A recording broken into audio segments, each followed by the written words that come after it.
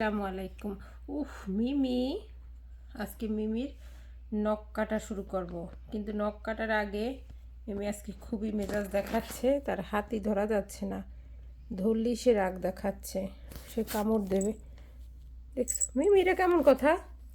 শোনো শোনো, এটা কথা শোনো, এটা কথা শোনো, এটা কথা।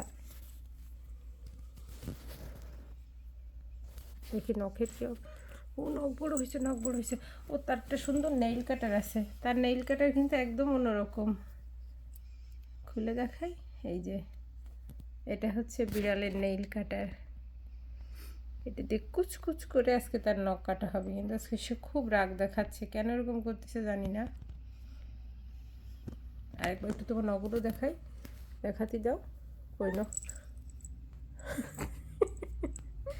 দেখি দেখি দেখি নখ কই? এই যে নখ বেশ বড় বড় হয়েছে, কাটবো। ঠিক আছে, একটু আদর করি, সে যখন ঠান্ডা হবে তারপর তার নখটা কাটা হবে। আল্লাহ হাফেজ।